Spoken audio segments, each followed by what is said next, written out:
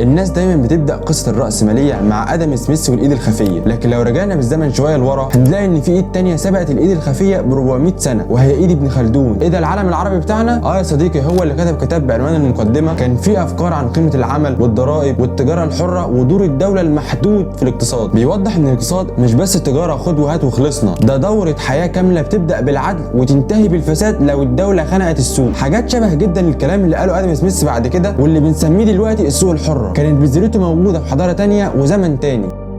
السلام عليكم ورحمه الله وبركاته. عامل ايه يا صديقي؟ اتمنى انك تكون بخير. لو اول مره تشوفني فانا احمد، بقدم لك هنا في القناه محتوى عن شركات واقتصاد وعسكريه اتخلطوا مع بعض وكونوا العالم اللي احنا عايشين فيه حاليا. فلو انت مهتم بالمحتوى ده ارجو انك تعمل لايك وتشترك معايا في القناه، ويلا نبدا الحلقه. في كتاب المقدمه لابن خلدون تناول قضايا عن الاقتصاد بشكل غريب بالنسبه لعصره في القرن ال14، ومن ابرز افكاره دي كانت وظيفه الدوله الاقتصاديه. فقال لك ان تدخل الدوله في النشاط الاقتصادي لازم يكون محدود، وان كثره تدخلها هيؤدي لفساد ودمار اقتصادي، ده غير الضرائب وعلاقتها بالاقتصاد. فقال لك مثلا اذا كثرت الجبايه اشرفت الدوله على النهايه، الضرائب بتحقق عائدات اكتر في حال انخفاضها. فقال لك ابن خلدون ان ارتفاع الضرائب هيؤدي لهروب الناس من العمل والانتاج. وتحديدا في فصل الجبايه واثرها على الدوله كتب وقال: اعلم ان كثره الجبايه في اول الدوله يكون قليلا من المال كثيرا من الجبايه، وفي اخر الدوله يكون كثيرا من المال قليلا من الجبايه. وبيكمل ويقول: لان الدوله في اولها بتكون خفيفه المؤونه قليله الطرف فيكون العائد كبيرا مع ضرائب خفيفه، اما اذا سقطت الجبايه ضعف العائد. بمعنى ان كلما قلت الضرائب زاد النشاط التجاري وبالتالي تزيد الايرادات، وكلما زادت الضرائب بشكل مبالغ كثرت التجاره وتهرب الناس من الدفع وبالتالي تنقص الايرادات. والفكره دي قريبه جدا من منحنى لافر اللي طرح بعد كده في السبعينيات. ومنحنى لافر ده يا صديقي نموذج اقتصادي رسمه الاقتصادي الامريكي ارثر لافر في السبعينيات، بيشرح فيه العلاقه بين معدل الضريبه واجمالي ايرادات الحكومه من الضرائب. فلما تكون الضريبه 0% الحكومه ما بتجمعش حاجه، ولما تكون الضرائب 100% محدش هيشتغل اصلا لان الحكومه هتاخد كل حاجه، فبرضه الايرادات هتبقى صفر. وبالتالي في نقطه في النص بيكون فيها معدل الضرائب مثالي بيحقق اعلى عائد من غير ما يقتل عند الناس حافز انها تشتغل وتنتج عشان هتاخد هي في النهايه برضه. وفي فصل العمل هو مصدر القيمه في كتاب ابن خلدون المقدمه قال ان العمل البشري هو اللي بيخلق القيمه مش بس الماده الخام او راس المال. فقال لك: واعلم ان ثمره الاعمال وكسب الانسان انما هي قيمته، فكلما يحصل من المال او المتاع انما هو بكد العامل وصنعته وجهده لا بمجرد وجود الشيء. يعني القيمه مش في الشيء نفسه بل في العمل المبذول عليه. فمثلا قطعه الحديد الخام ملهاش قيمه تذكر، لكن لما حد يسهرها ويصنع منها سيف هنا بقى ليها قيمه فعليه يدفع عشانها فلوس. نفس الفكره دي عند ادم سميث، العمل هو المعيار الحقيقي للقيمه. وكارل ماركس بنظريته القيمه المستنده على العمل labor theory of value، كلهم اتفقوا من غير شغل مفيش قيمه. واتكلم برضه ابن خلدون عن اهميه التجاره الحره بين الناس وعدم تدخل الدوله في تحديد الاسعار. فقال ان وفور الصنائع يكون برخص اسعارها، والعكس اذا عزت الصنائع وقلت اللي يحصل هنا تغلى الاسعار. بمعنى لو السلعه كتير والناس مش طالباها سعرها ينزل، ولو السلعه قليله وطلبها عالي سعرها يولع. وده نفس مبدا العرض والطلب اللي بنى عليه ادم سميث كل المدرسه الكلاسيكيه ونظرتهم في تحديد الاسعار من الايد الخفيه مش من حد تاني. كل النظريات دي يا صديقي كانت حبر على ورق لحد ما البرتغال سيطرت فعليا على طرق تجاره التوابل في اسيا، خصوصا في جزر الملوك اللي هي اندونيسيا حاليا. عندهم حصون وسفن وجيوش بتحمي مصالحهم بيمنعوا بيها اي تاجر اوروبي تاني من الدخول والتجاره في التوابل. وهولندا وقتها كانت في ثوره استقلال عن الامبراطوريه الاسبانيه واللي كانت البرتغال جزء منها، فنتج عنها عداوه سياسيه واقتصاديه مع البرتغال. فلما شركات التجاره الهولنديه الصغيره حبت تروح اسيا عشان تشتري التوابل وتتاجر معاهم، يا اما كانوا بيمنعوا من الدخول او لو دخلوا يخسروا قدام التجار البرتغاليين. وهنا جت الفكره العبقريه باصدار المرسوم الملكي سنه 1602 بيدمج كل الشركات في كيان واحد تحت مسمى شركه الهند الشرقيه الهولنديه VOC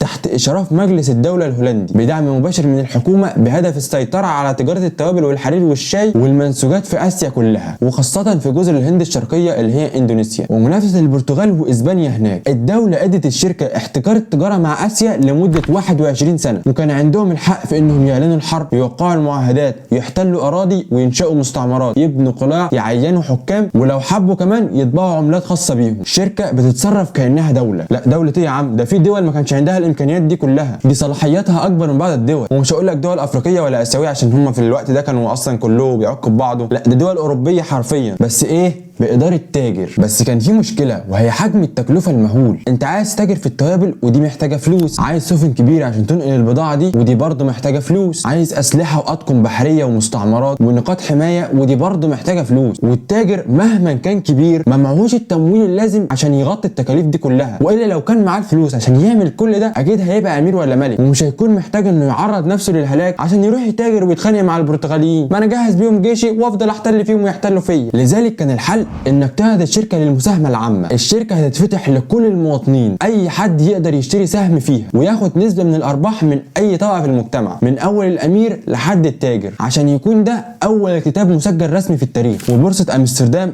اول بورصه حقيقيه في العالم واول مكان يحصل فيه تداول اسهم بين المستثمرين. وده خلى بدل ما كل تاجر يشيل مغامره التجاره لوحده، مين عارف ممكن لو قعدت احوش وامول التجاره بتاعتي وطلعت بالسفينه دي لاسيا يطلعوا عليا بعض القراصنه ياخدوا مني شقه عمري، في حين ان انا ممكن اشترك مع ناس على شكل اسهم وياخدوا نسبه من ارباحي على شكل ارباح سنويه او زياده في سعر السهم من غير ما اسافر ولا ادخل في مخاطره يوميه، وفلوسي تزيد وتجيني لحد عندي. وهنا اتولدت فكره الراسماليه الحديثه. ما انت فاكر ايه يعني الراسماليه؟ هي عباره عن راس مال ما بيضطرش صاحبه انه يشتغل بنفسه، بيتحط في مكان معين ويتحرك من غير ما صاحب الفلوس يشيل اي هم غير انه يحطه بس في مكانه المناسب، بعد كده خلاص مالكش دعوه بحاجه. وده خلى التجاره تتحول من نشاط فردي لمنظومه ماليه واستثماريه ضخمه، وده ادى الشركه القوه لاحتلال اجزاء من اندونيسيا والسيطره على جزيره جافا بالكامل، بتقتل وتستعبد السكان لو رفضوا التعامل معاها. ده غير اقامه المستوطنات في جنوب افريقيا وسريلانكا والهند واليابان، واحتلال مضيق ملقا بين ماليزيا وسنغافوره، ودخول حروب تجاريه ضخمه ضد البرتغاليين والانجليز. كان عندهم مجلس اداري مركزي اسمه السادة ال17 مقسم العالم لمناطق، وكل منطقه ليها مدير عام وسلطه شبه مستقله استخدموا ليه المحاسبه المزدوجه، وده كان تطور مهم سابق لعصره. لكن مع الوقت الشركه وقعت في فساد اداري وتراكمات ماليه ضخمه عشان تعلن افلاسها سنه 1799.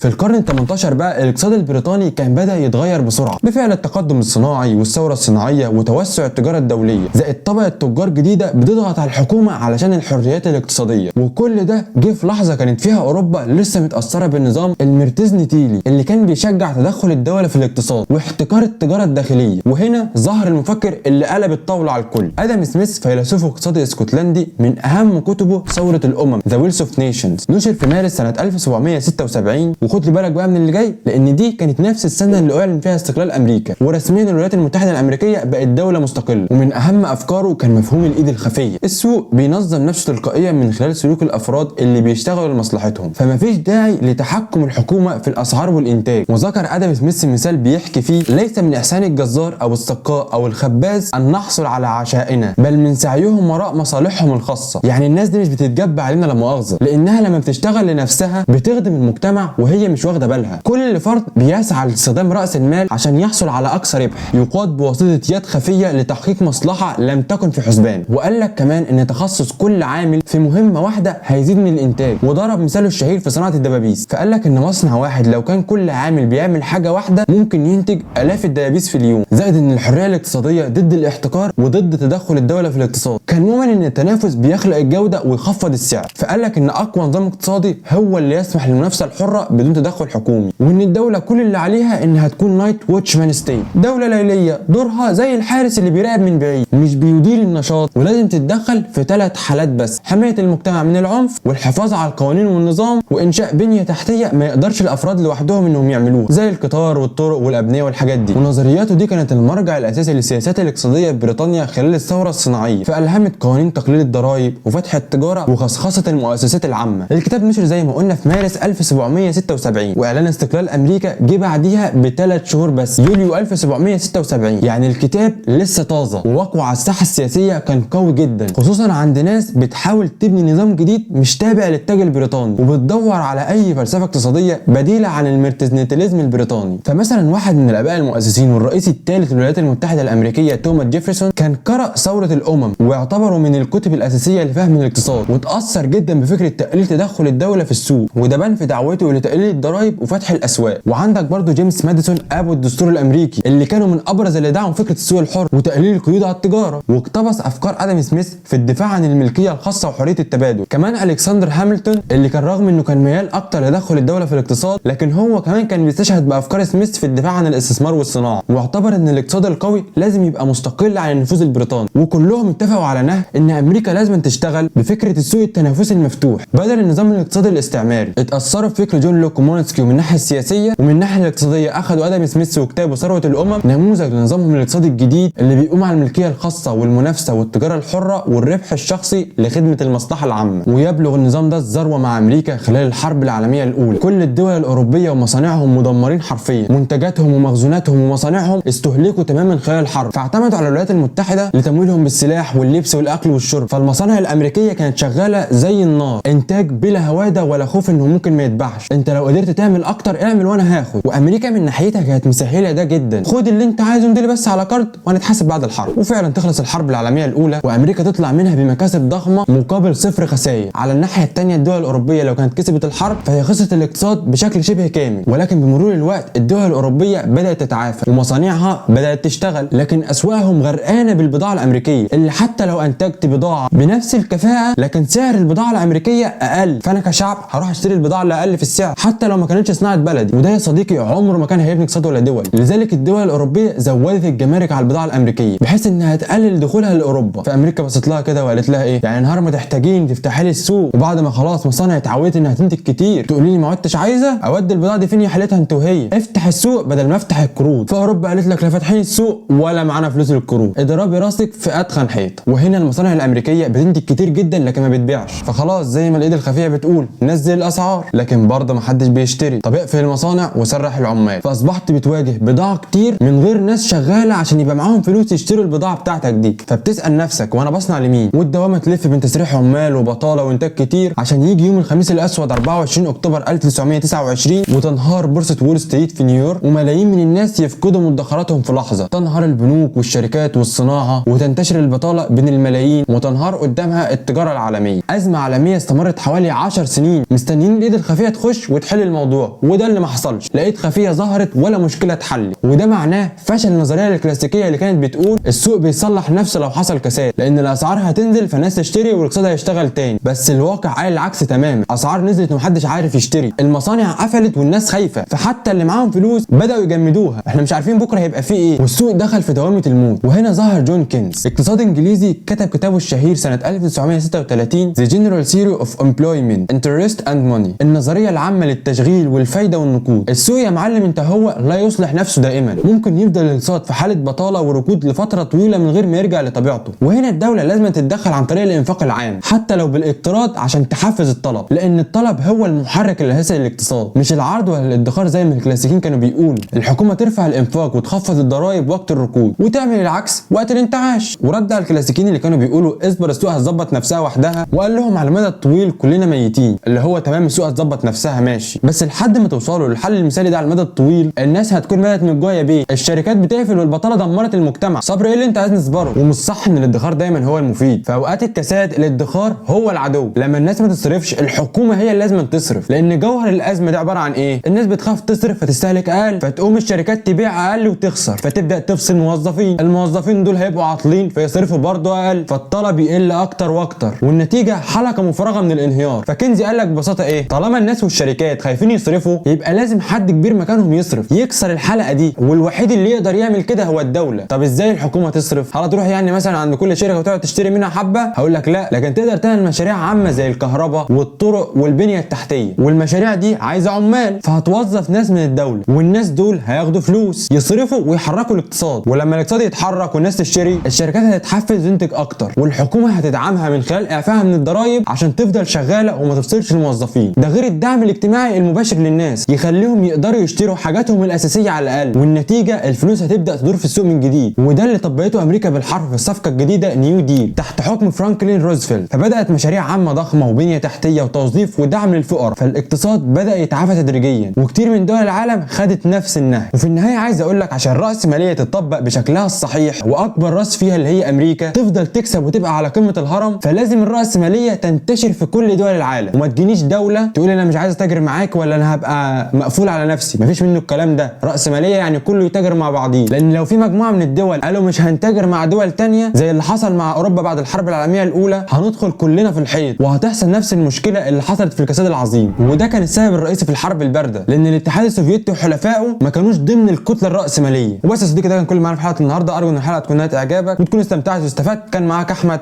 سلام.